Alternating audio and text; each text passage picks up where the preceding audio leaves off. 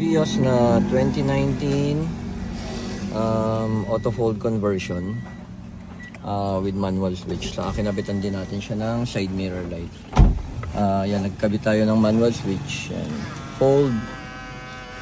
Then unfold. Kung halimbawa masigip ang daan, then magkakatamaan kayo ng side mirror. Yan, hindi na yung aabutin niya sa side na yan. So meron tayong manual switch na kinabit. Yan, fold. Then pag okay na, unfold. Then nag-install din tayo ng side mirror light. Yan. Left, then right.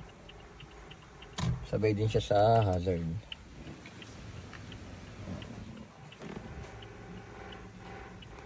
Then patay hazard, then unfold.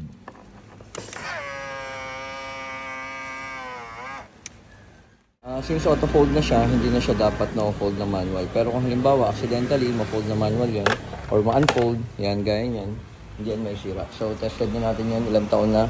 Gaya yan, naka-open sa driver, naka-close sa passenger, press lang sa remote, or dun sa switch na kinabit natin, unlock, mag-unfold na yan. Then, pagka nilock mo, sabay na ulit sila. So, ito, tested natin to kahit pa ulit-ulit ma-fold.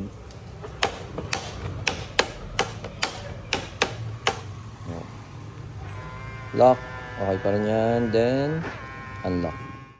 May mga chances naman na halimbawa mapark nga kayo na tabing-tabi, so kailangan nyo mag-unlock kasi papasok kayo sa kotse. Then matutukuran yung side mirror natin, automatic na ang cut off yung supply niya para hindi mapuwersa yung fold motor natin. Gaya nyan, naka-tilt dun sa driver, naka-full open sa passenger. Press lang ulit sa remote or dun sa switch na kinabit natin sa loob. Unlock, mag-unfold na yan, then pagka nilock mo, sabay na ulit sila.